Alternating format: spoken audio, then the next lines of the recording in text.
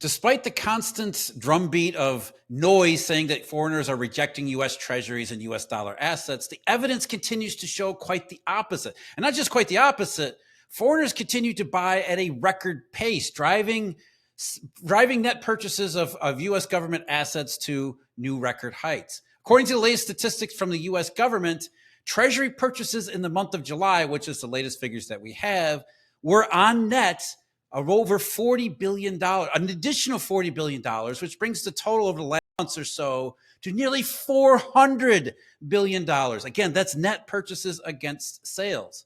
So the same months that we keep hearing that everybody is getting out of treasuries, they hate the US dollar, they hate everything America, and the sell America trade, or what do they call it now? The hedge America trade.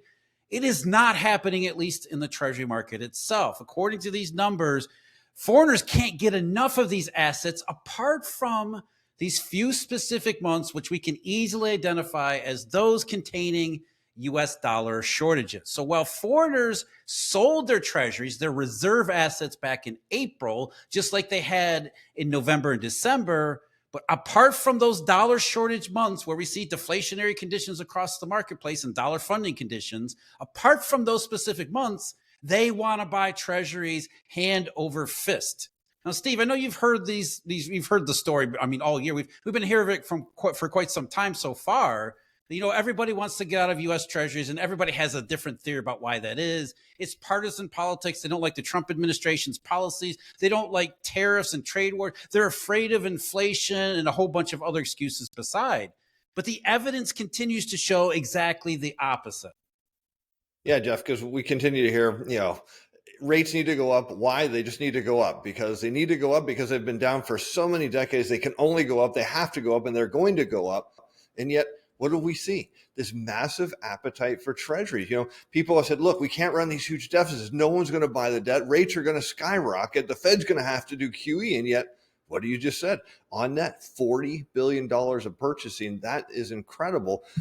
This whole notion that there are about people out there dumping treasuries right now. I mean, how do you even argue that when the fact that 2-year yields are coming down? Because if you buy the fact that yields are based on buying or selling, it's very obvious, if that's your theory, that people have to be buying the front end of this curve and buying it aggressively. Now, is this all a reaction to maybe the Fed cutting? Are there other reasons? I'll leave that up to you. But the bottom line is, as you said, people are buying them. They want to buy them. And this is only beginning because they're going to be buying a whole lot more of these.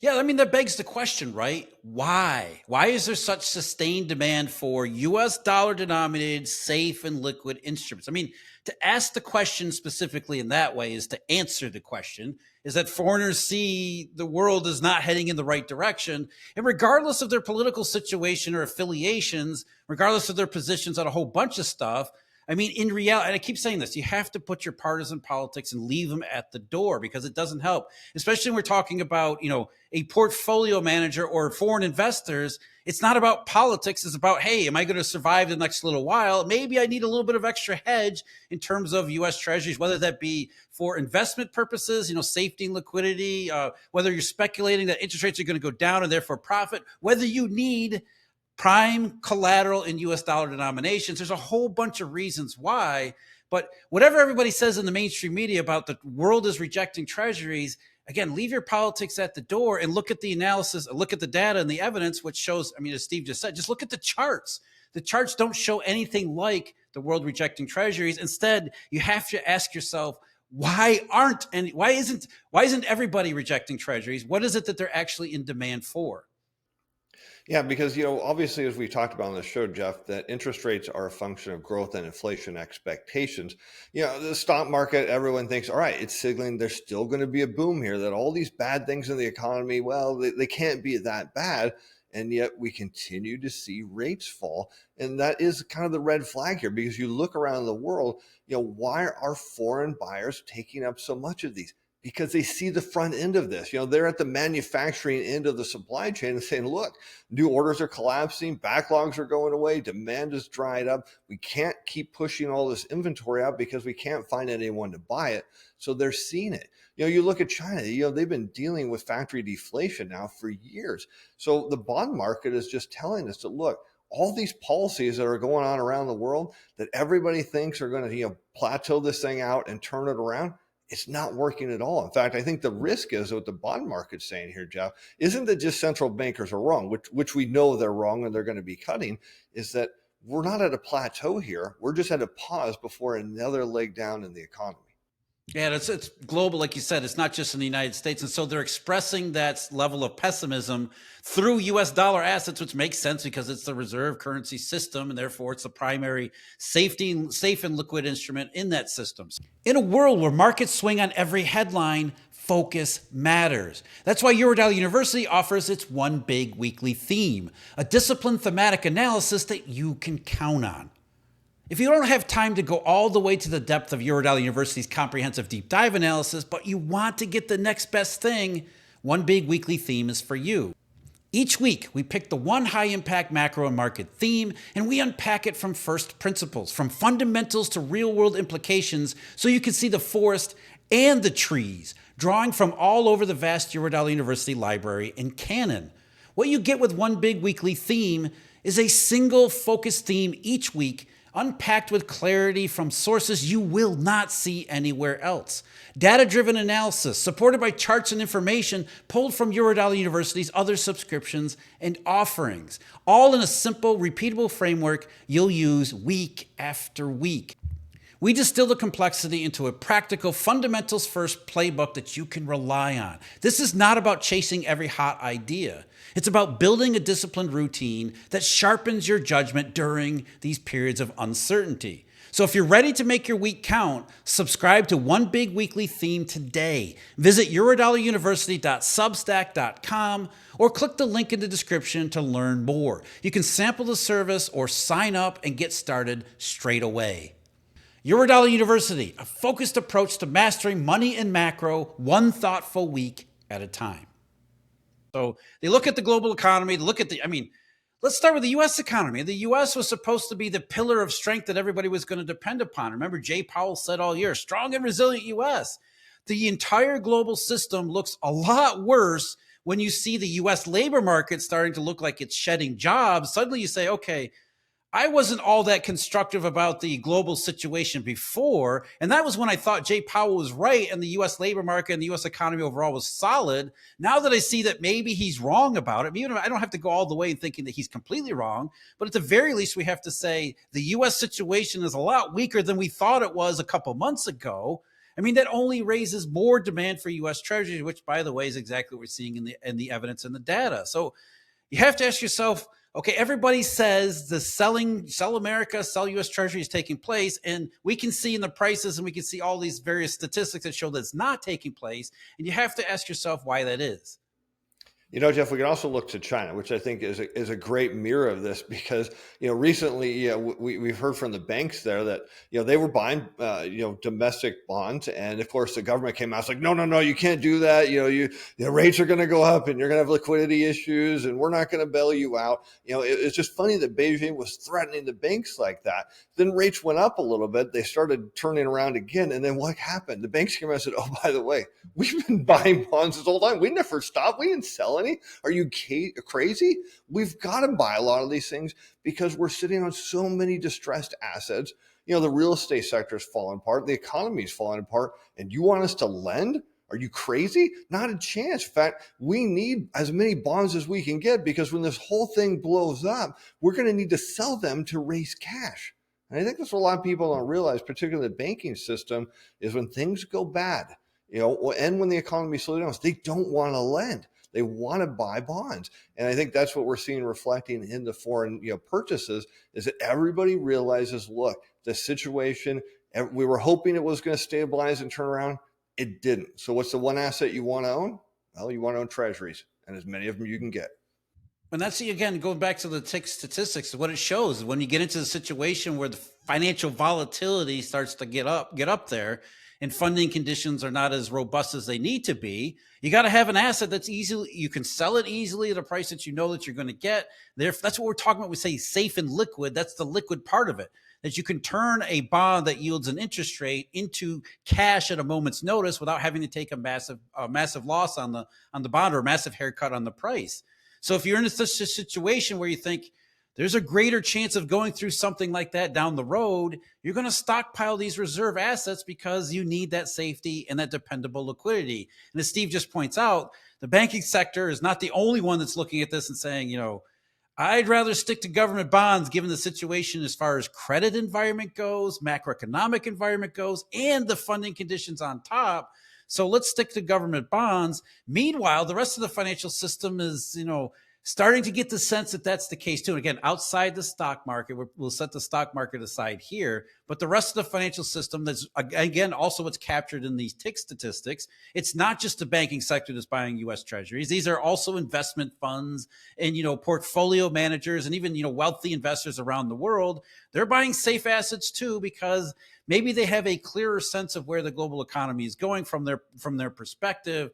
A perspective that is not at all surprised at what we're seeing from the U.S., what the U.S. is putting up over the last couple of months. So this wave of demand for safety and liquidity around the rest of the world is just continuing on in the same direction, which we've been going in for the last few years. And I think the real thing to take away is that it is accelerating in this direction as we got through the summertime, which means that, the idea that March and April was just a one-off related to tariff overreactions, that's not how the rest of the world is responding. So we know the banking sector responded very differently too, and some financial markets did. Well, talking about financial markets, Jeff, you want to set aside the stock market, but we can't set aside the U.S. stock market because it keeps going higher. And for a lot of Americans in particular, this is the voting mechanism of the economy telling them, look, all these bad things can't be that bad. All these people buying bonds, well, they're just going to get screwed in the end. The reality is when you look at these inverted yield curves, when you look at the fact that the Fed isn't cutting because inflation dipped, they're cutting because they're finally seeing the weakness in the labor market that we've been seeing for a while that we know isn't going to get better. When you look at the surveys and this, says over the holidays, consumers are going to spend less, that backfeeds all the way up to the manufacturing sector and down through the wholesale level, the retail level, transportation. Jobs are going to get lost. And that's the best case scenario for a lot of people is hours worked are going to get cut. And that's the best case for a lot of people because if it slows down too much, we're going to see job cuts. And that's the case where you're not bullish on the equity market. And this is one of the reasons that I want people to understand why are so many people piling into treasuries? It's not because they love government debt. It has nothing to do with it. It has everything to do with the fact they know the direction of the economy. And that means that the equity markets can power higher here on rate cuts. Yeah, that's a really good point too, Steve, is that, for understandable reasons, most people they evaluate their economic situation, what they think the economic situation is by, Wall Street. That's what we've been taught from the very beginning. You go back to school, hey, the stock market is the primary discounting mechanism of financial macroeconomic information that we have. There's nothing better than share prices because in a rational marketplace, who would dare buy stocks when conditions aren't great? But then you see the last 20 years where the economy never recovered from 2008, but the stock market sure did. And you see that massive divide, which, by the way, we all talk about it. Anybody who talks about the stock market, they know that there's this massive divide. We call it valuations, but that's what really valuations are. When valuations are at these extremes, what it means is the stock market's ability to set aside economic reality and to just project this wonderful future. Whereas in the bond market, you don't have that luxury because you have, maturities that you got to make sure that you have money to pay for. It is grounded in reality. So there is a sharp divide between the stock market and the bond market, but they don't teach you the bond market in school. They don't talk about the bond market, at least in any realistic sense, on the financial media. And so you're left with this idea that stocks are this perfect picture of economic circumstances. And if they're soaring to all-time highs, then all this crap over here, this piling into government bonds by foreigners around the world in record fashion, it doesn't seem to make any sense, especially when everybody's been talking about the complete opposite. Yeah, Jeff, because investors are saying, oh, look, companies are cutting jobs. This is great news because that means the stock price is going to go up because that means they're fighting to defend their profit margins and to keep buying their stock back. And the bond market's saying, wait a minute, you're laying people off? This isn't going to last too long. This is not going to work out very well here. And I think that's what a lot of investors don't realize. They're like, rate cuts are so bullish for stocks, injects liquidity into the financial system. The banks are somehow buying stocks and they're going to push this higher. But the reality of it, people are buying stocks right now because the belief is, and I said this would happen when the Fed cut rates again, is the media would come out and talk about how bullish rate cuts are for the equity market. Everyone would come piling in. And at the same time, if the bond market was validating what the equity markets were saying here, we would see yields rising, meaning that growth was coming, inflation was going to be sustained. Instead, it's saying, no, that rate cut, it's not going to do anything. In fact, they're going to cut again and again. Things are going to get worse. And at some point, it's interesting to me, a lot of stock investors say, well, how come the stock market never figures it out? It's always late or last to the party. It's for this reason exactly, is you get this herd mentality of rate cuts are bullish, don't fight the Fed, just buy stocks. And then one day everyone wakes up and realizes the valuations I'm paying, well, they're not sustainable. In fact, it's not even possible. And I'll just say this, there's going to be a point where cutting employees, the companies can't do that anymore. So they're going to have to shut down their buyback program, Jeff. When that happens, that's going to be pulling away the biggest support in the market and leaving the bag to be held by a lot of retail investors. Yeah, you mentioned this idea that rate cuts in particular are somehow injecting liquidity. I mean, forget about directly into the stock market. There's absolutely no way that can actually happen. And it doesn't matter how many times you hear it across social media. It's not true. It doesn't happen. But either way, the idea of injecting liquidity through rate cuts, if that was the case, then why would everybody around the world be pouring into safe and liquid instruments? If we are overwhelming and expect to be overwhelmed by a flood of liquidity through rate cuts, the last thing you would want is some kind of safe and liquid instruments. As Steve said, interest rates go up when things are turning the corner in the right way because you don't want to own safety. There's more opportunity in the real economy. You can go out into the real world and get paid a whole hell of a lot better than get a couple percent on the US Treasury.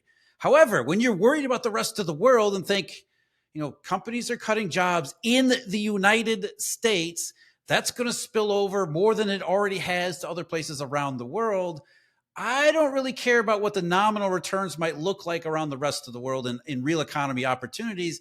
I'm going to own the boring, safe, low-yielding, safe securities like U.S. Treasuries just because I need protection from the environment that I'm increasingly certain is most likely to take place. That's why you see this wave of foreigners buying U.S. Treasuries. It's not just that they're worried about the future. They're increasingly sure they should be worried about the future.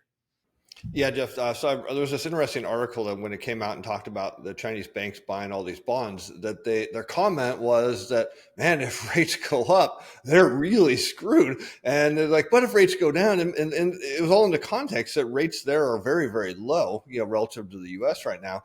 And they're like, man, they're really threading the needle here. There's just not much margin. Why would they be buying rates at this low of a level when the risk is that rates could go up? It's simple.